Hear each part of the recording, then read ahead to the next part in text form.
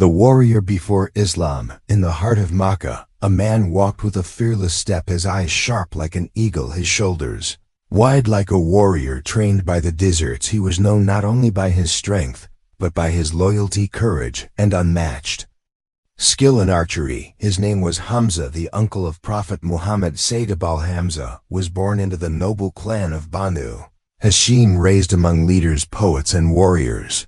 His early life was shaped by the heat of the Arabian sun, and the pride of Quraysh. Was strong from a young age, known for wrestling, hunting, and riding horses across the harsh land. He became famous for his bold voice and bravery during hunts. It was said no lion dared cross him in the desert, and no man could challenge him in combat. He was the brother of the Prophet Saw. Through nursing, both of them were suckled by Thuwayba, the servant of Abu Lahab. This deepened their bond. Although Hamza was older, their hearts shared mutual respect and affection. But during his early life, Hamza did not follow the new message brought by his nephew. He was respected by all, even by those who disliked the Prophet Saw. He was known for his balanced character, not swayed by gossip or hatred. In those days, the Quraysh had grown restless with Prophet Muhammad Saw. His words about one God had shaken their pride and power. They could no longer tolerate the growth of Islam, and began to persecute the Muslims harshly. They used torture, beatings, and threats to stop them from praying, from speaking, from gathering. But the Muslims stood strong, even as the sky over Makkah darkened one day as Hamza returned from a hunting trip, carrying his bow across his broad shoulders. A slave woman ran up to him, her voice trembling with anger and grief. She said, "Your nephew has been attacked again." Abu Jahl struck him while he sat near the Kaaba, mocked him in front of the people, and no one helped him. Hamza stood still for a moment, the sun behind him turning the sand golden. His heart burned. The fire of honor rose within him. This was not just an attack on his nephew, but a deep insult to his family, to his tribe, to justice. He walked straight to the Kaaba, his steps firm, his eyes like fire.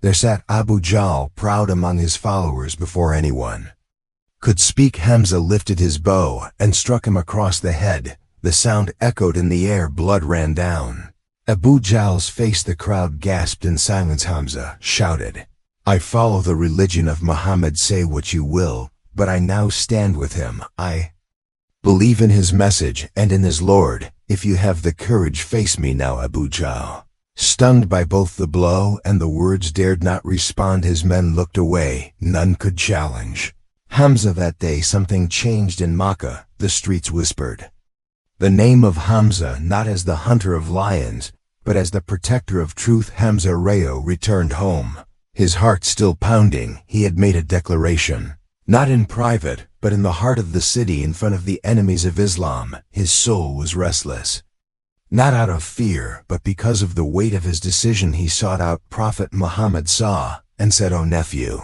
I have declared that I follow your religion, but I do not yet know all of it, so pray that Allah opens my heart to what is right." The Prophet Saviu embraced him, his eyes filled with joy and tears. He prayed for him, and Allah guided Hamza.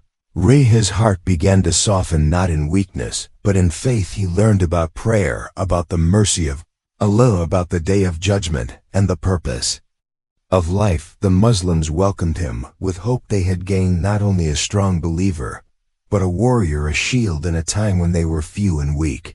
Hamza stood with them in the face of danger. His presence lifted their spirits, gave them courage. In moments of fear, the Quraysh were furious. They had lost a powerful ally and gained a bold enemy. They tried to bribe him, to warn him, to remind him of status and pride. But Hamza stood firm. He said, "I have found what my heart was missing. I will never return to darkness." His days were now filled with learning, worship, and silent strength. He watched over the Prophet Saw like a lion watches its cubs during gatherings, during prayers, during long walks through the valley. Hamza was there, like a wall that would never fall. As months passed, the hatred of Quraysh grew, but so did the unity of Muslims. Hamza became known not just in Makkah, but among all tribes around the land as the Lion of Allah, the man who gave up fame for faith. who rose not by sword, but by sincerity. He had once hunted wild beasts in the desert.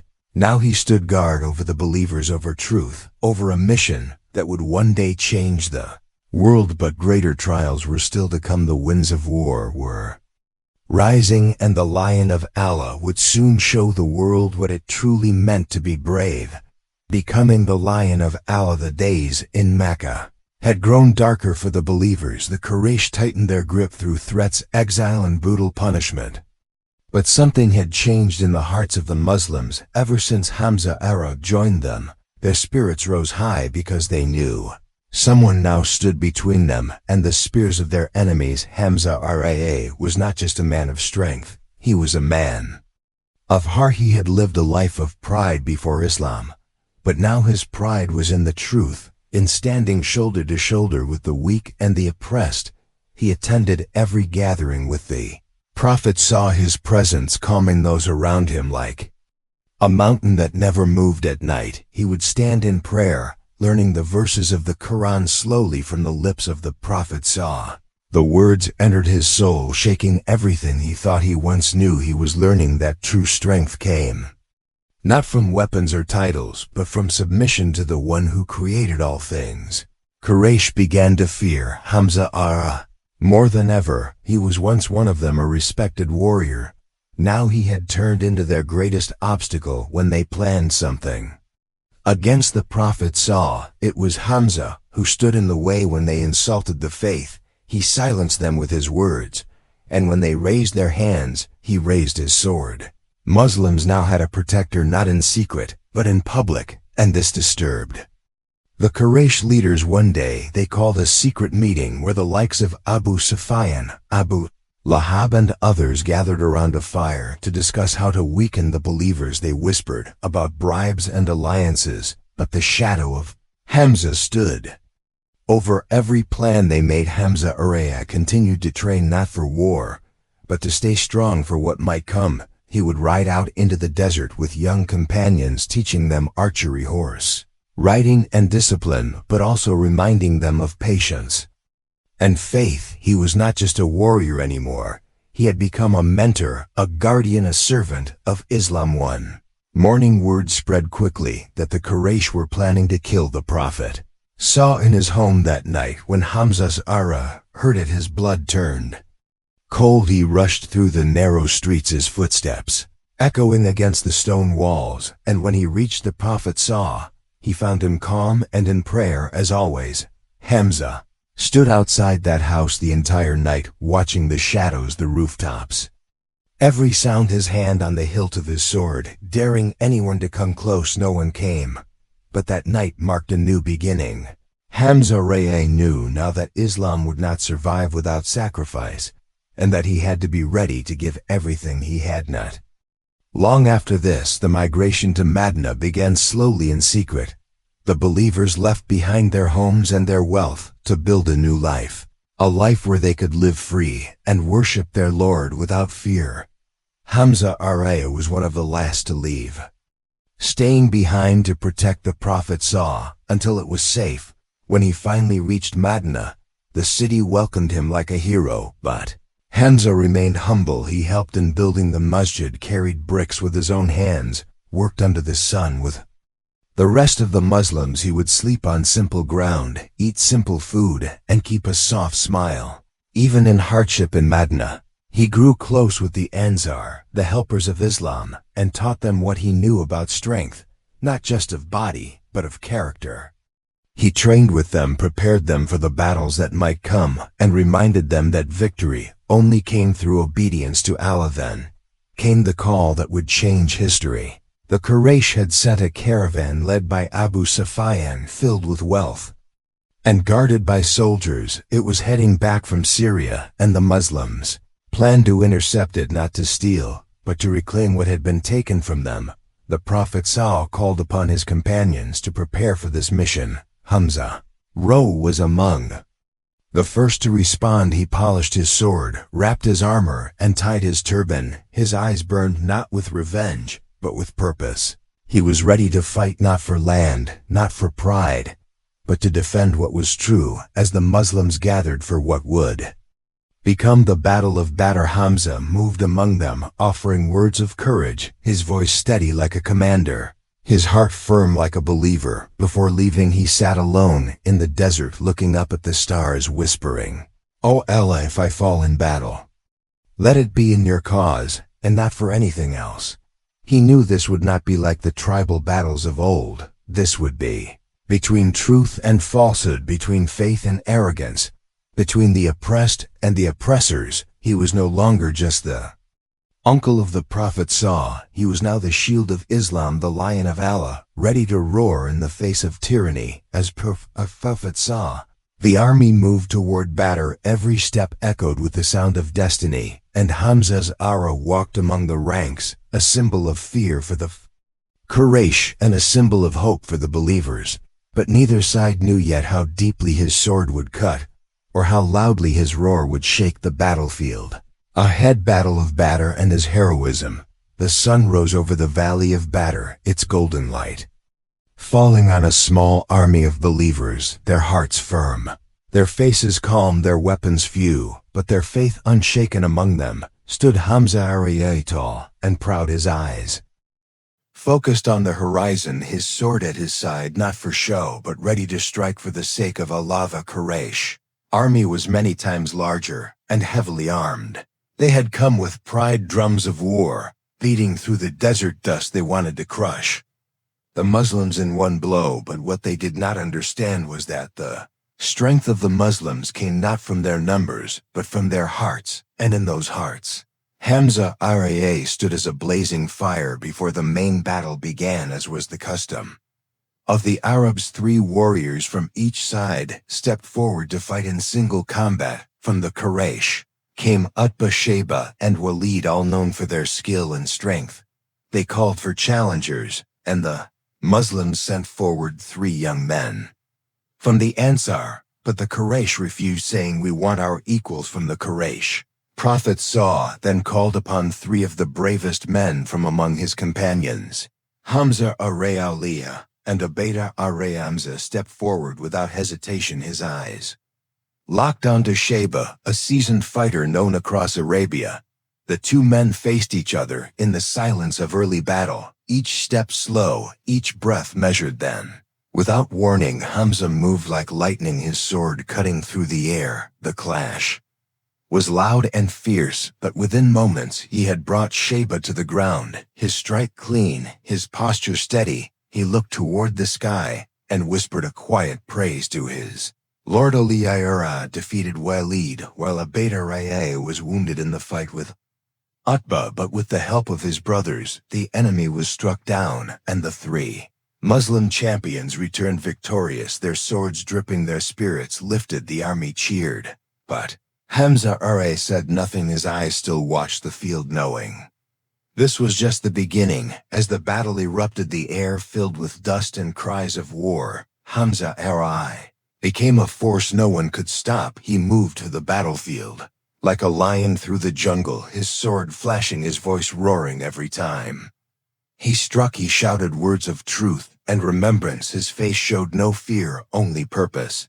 Quraysh saw him, and many stepped back. None wished to meet him in combat. But Hamza did not fight for glory. He fought to protect the Prophet Saw, to defend the believers, to honor the truth. He fought beside his nephew, shoulder to shoulder, and every time an enemy came near the Prophet Saw, Hamza would intercept them, cutting them down without pause. His movements were powerful, but controlled. His strikes were fierce but focused. He showed mercy when needed, but gave no chance to those who raised swords against the messenger of Allah. One of the Quraysh warriors who later embraced Islam would say, "I saw Hamza that day, fighting like a lion of the battlefield. No one dared face him, and those who did not survive by the end of the battle. 70 leaders of the Quraysh were killed, many captured. The Muslims had won not with numbers, but with belief, not with wealth, but with sacrifice, and in that victory, Hamza stood among the greatest heroes, his clothes torn, his body bruised, but his heart full of peace. After the battle, he walked among the fallen. He did not boast. He did not laugh. He simply knelt in the sand and thanked Allah for allowing him To serve in his cause, the Prophet came to him, embraced him and said, Hamza, today, you have shown the world what true courage is. The Muslims returned to Medina not as the weak and hunted, but as the defenders of truth. The city welcomed them with joy, and Hamza walked quietly among them, his sword tied at his side, but his voice humble.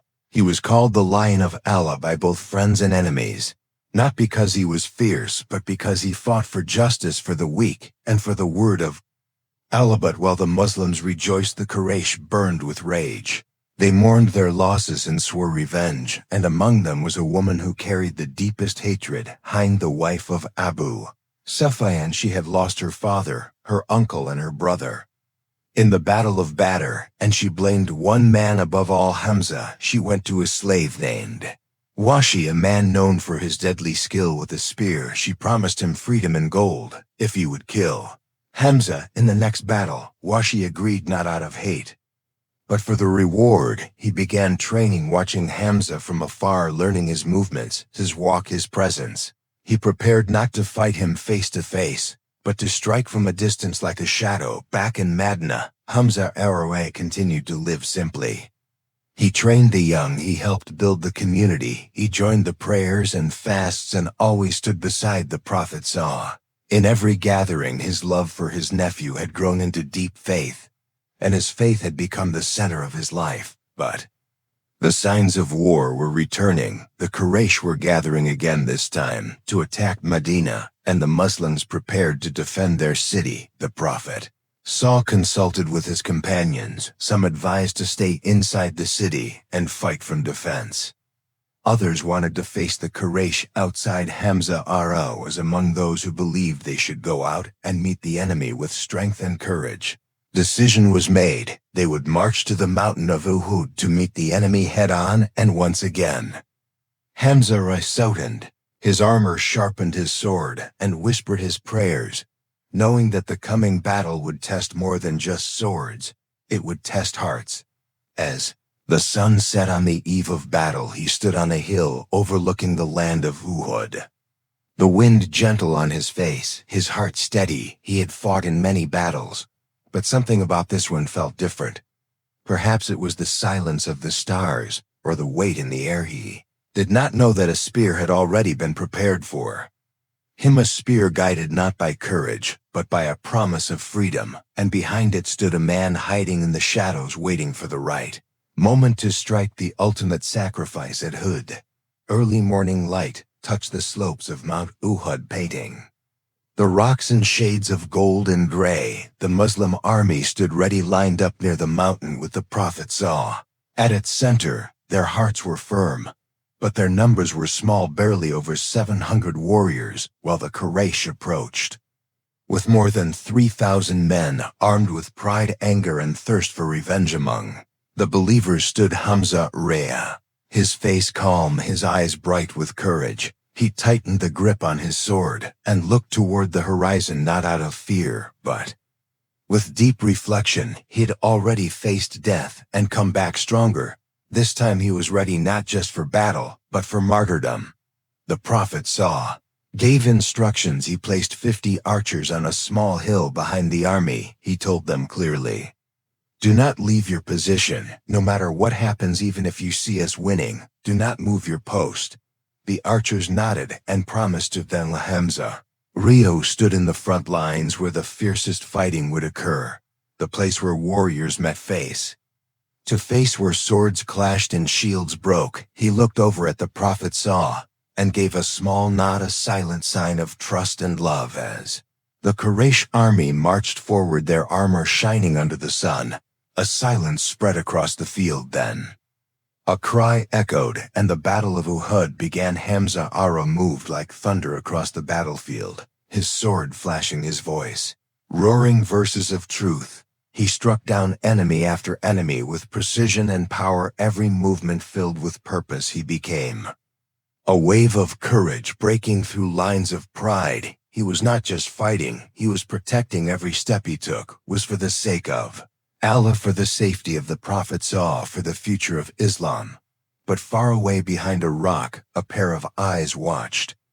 Him silently it was Washi the slave who had been promised freedom and wealth. If he could kill the Lion of Allah, he carried a long spear balanced in his hand, hiding behind the rocks and broken shields. He followed Hamza with every step, waiting for the right moment to strike. Washi had no anger, no personal hatred in his heart. He was not a warrior in spirit, only a tool in the hands of those who burned with revenge. He admitted later, "I was not part of the fight. I only waited for Hamza, and when I saw him alone, I took my chance." Hamza Raya had just struck down another Quraysh soldier when Washi stood quietly, lifted his spear, took aim, and with all his strength, threw it across the air. The weapon flew straight, piercing deep into Hamza's body. The roar of the lion fell silent. Hamza stumbled, the sword dropped from his hand, and he fell to the ground, his face turned toward the sky, his chest rising with one final breath. And then the battlefield lost one of its greatest heroes. Washi walked away quietly, leaving behind a man who had once hunted lions and now had become a legend in the path of truth.